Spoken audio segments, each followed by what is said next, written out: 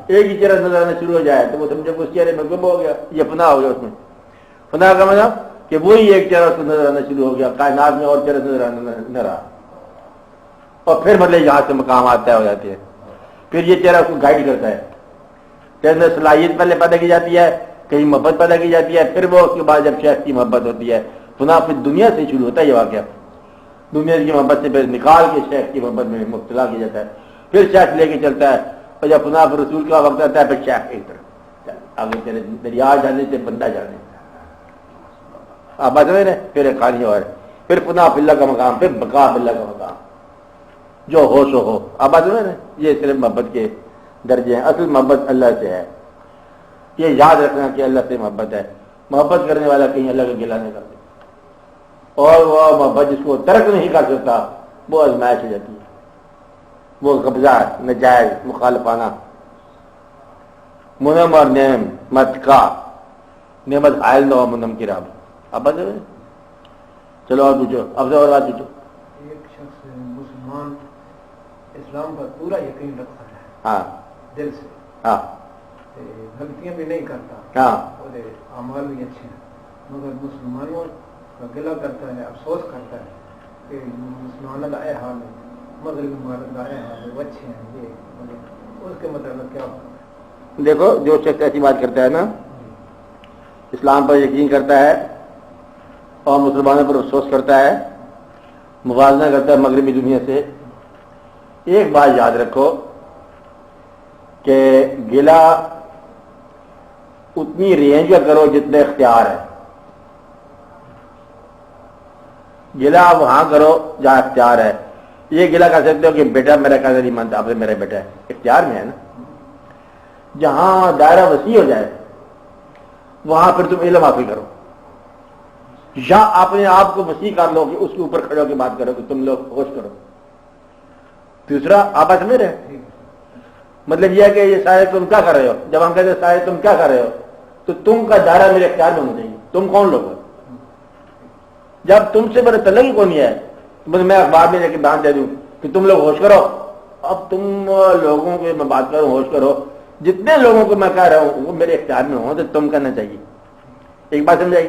دوسری بات، جب انسان گلہ کرتا ہے اور مغربی دنیا سے موازنہ کرتا ہے تو مغرب کی دنیا جیسا انعام چاہتا ہے. اب یہ یاد رکھنا، اللہ تعالیٰ نے بار بار کہا ہے کہ ان لوگوں کو میں نے دنیا میں مال دیا اور تم لوگوں کو میں نے اپنی محبت دی،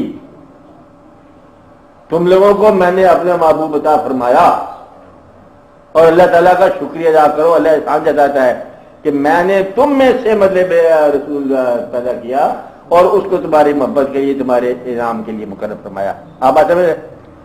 اب وہ لوگ ہم کہتے ہیں ان کے ساتھ مکان اچھے، سامان اچھا، یہ اچھا وہ اچھا، لیکن آخرت ان کی خراب.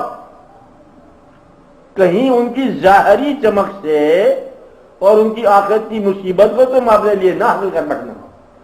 اس لیے یہ دیکھو کہ وہ ظاہری چمک جو ہے عارضی ہے، اندر ان کی تباہی ہے. تو ہم لوگ جو ہے ہمارا اپنا مقابلہ صرف ہمارے ماضی کے مسلمانوں سے ہو سکتا ہے. کافی بندہ ان کی دولت شہرت ہم حاصل کر سکتے ہیں یا حاصل کرنا چاہتے ہیں، لیکن ساتھ اس کی ایک عاقبت بھی ہے. اب ایسے میرے ایک عاقبت ہے. اپنے لیے تم سرمایہ اکٹھا کرو کر سکتے ہو تو، لیکن کم از کم اس ظاہری دولت کی بنا پر آخرت کی دولت نہ ضائع کر بیٹھنا. تمہیں ایک بات کا مطلب امید ہو سکتی ہے کہ اللہ تعالیٰ کے ہاں دوسری دنیا میں تمہارے لیے بہتر مقامات آ رہے ہیں، تو یہ دنیا گزری چلی جا رہے ہیں. انعام حاصل کرو، محنت کرو، دنیا کو بہتر بناؤ اور مال اکٹھا کرو، آپ بھی کہو ہمیں بھی لا دو، لیکن آخرت نہ ضائع کر بیٹھنا. کہیں حب دنیا سے متاثر ہو کر کہیں ہو آخرت کو ضائع نہ کر دینا.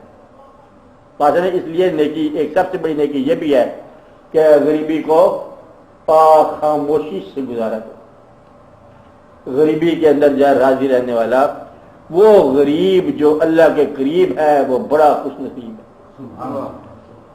وہ غریب جو اللہ کے قریب ہے وہ بڑا خوش نصیب. وہ غریبی اس پر اللہ تعالیٰ کے محبوب نے سنایا کہ غریب میرے ہیں، میں غریب ہوں، غریب میرے ہیں، ہمیں غریبی پر فخر ہے. اور وہ غریب جو گلہ کرتا ہے اس کے بارے میں ارشاد ہوا، ارشاد نبوت ہے کہ عین ممکن ہے کہ غریبی تجھے کافر بنا دے۔ اب یہاں پر ایک مسئلہ آ گیا کہ غریبی اور امیری دونوں بشکمک انعام بھی ہے اور سزا بھی۔ کون کون چیزیں؟ غریبی اور امیری۔ وہ غریبی انعام ہے جو سکون قلب دیتی ہے اور قرب حبیب خدا عطا فرماتی ہے، وہ غریبی سزا ہے جو تجھے اللہ سے دور کر دیتی ہے۔ غریبی اگر اللہ کے قریب کرے وہ بڑی خوشی کی بات ہے، خوش قسمت ہے۔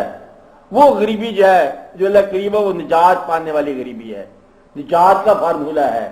غریب وہ خوش نصیب ہے اور جو گلہ نہ کرے، اور وہ غریب جو گلہ کر رہا ہے وہ ڈبل بدبخت ہو گیا۔ ڈبل کیسے بدبخت ہو گیا؟ ایک طرف مال نہیں ہے، دوسرے خدا بھی نہیں ہے، یعنی کہ دنیا کے اندر رہ کے مال سے بھی گیا اور آخرت کے مال سے بھی گیا، یہ بڑی بد نصیبی ہے۔ اور دولت وہ خوش نصیب ہے جو اللہ کی راہ میں خرچ ہو سکے۔ نعمت منم کی راہ میں خرچ ہونی چاہیے، اور اگر وہ مال جتھا مال گیا خدا کی راہ میں خرچ نہیں کرتا، اب نعمت جو ہے یہ اللہ کی راہ میں کھڑی ہو گئی ہے، اب یہ سزا ہے۔ تو نعمت منم کی راہ میں کھڑی نہ ہو جائے اور منم کی راہ میں صرف ہو جائے۔ جو نعمت منم کی راہ میں خرچ ہونا چاہے وہی نعمت جو ہے احسان الہی ہے، ورنہ آزمائش ہے تمہارے لیے۔ آپ کو بات سمجھائی؟ اور بولو عزیز صاحب بولو۔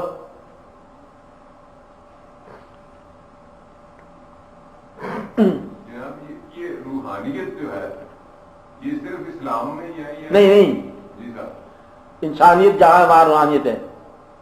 تو یہ ہے کیا روحانیت؟ ہاں روحانیت کیا ہے؟ نمبر 1 جی صاحب، ایک بات یہ ہے کہ آپ کے جسے آپ کہتے ہیں نا لباس، جی صاحب، لباس مناسب سلا ہونا چاہیے، بہت سمارٹ بھی نہ ہو، بہت ڈھیلے ڈھالے بھی نہ ہو، لباس انسان کے مطابق۔ جی اسی طرح باطن اور ظاہر، وجود اور وجود کے اندر جو روح موجود ہے ان کے درمیان بیلنس ہونا چاہیے۔ مطلب یہ ہے کہ ڈرائیونگ فورس جو طاقت ہے جو چلا رہی ہے، یہ انسان چلتا پھرتا جا رہا ہے، صبح گیا شام کو گیا، کون چلا رہا ہے؟ کیوں گئے ہو؟ دفتر کیوں گئے تھے؟ کہتا ہے پیسہ اس لیے چلا رہا ہے۔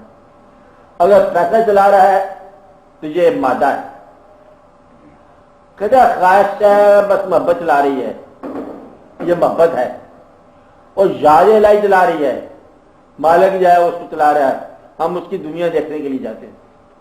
بعد میں یہ روحانیت شروع ہوگی۔ روحانیت کا مطلب یہ ہے ایک انداز نظر کی تبدیلی ہے۔ گزرے دونوں ہیں وہاں سے، ایک گزرا ایسے حسن کے ساتھ، کتنا بڑا محل تھا یہ بادشاہ کا، ہاں ہمارے پاس چوبے کے نہیں ہے، استحصال کرتے تھے بادشاہ، کاش ہمارے پاس بھی ایسا مکان ہو۔ دوسرے گزر گیا کہ تو ویرانیاں چھوڑ گیا، جھوٹے لوگ، کیا کیا باغ جہان میں ختم ہو گیا، ذلے سبحانی اور آن جہانی اور پانی کے پانی نکلے۔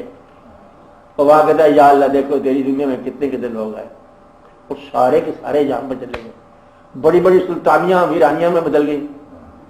وہاں کھڑے اس نے کچھ اور دیکھا، اس نے کچھ اور دیکھا، یہ روحانی شروع ہوگی۔ وہ ایک کہانی بتائی اس نے درویش نے، بڑے جید درویش ہمارے سب کے بزرگ ہیں، انہوں نے دعا لکھا۔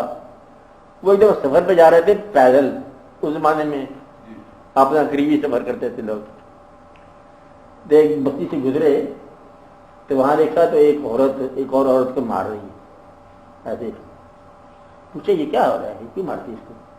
کہتے یہ اس کی نوکرانی ہے، مارنے والی اس کی آقا ہے، اکن، ہاں وہ مالکن ہے، مار رہی ہے۔ کیوں مار رہی ہے اس کو؟ کہ جو نوکرانی نے ان کو کاجل ڈالا ہے تو کاجل میں کہیں پر ریت آ گئی، ریچا کا گھر آ گیا، آنکھ میں چپ گیا، اس لیے وہ مار رہی ہے کہ تو نے کاجل غلط ڈالا، اپنی نوکرانی کو مار رہی ہے۔ خیر انہوں نے دیکھا، چلے گئے اپنے اللہ تعالیٰ کی یاد میں صبر کرتے کرتے سیرو پہ لرد کے مقامات دیکھتے دیکھتے کچھ عرصے کے بعد 20 سال 25 سال کے بعد واپس ہوئے۔ ایک جگہ سے گزرا، فرماتے میں نے دیکھا قبرستان سے گزرا، عجب منظر دیکھا، دیکھتا ہوں میں نے چڑیا کا ایک گھونسلہ دیکھا، ایک کھوپڑی میں بنا ہوا، ایک بڑا عجیب منظر دیکھا۔ فرماتے ہیں کہ ایک کھوپڑی کے اندر چڑیا نے مطلب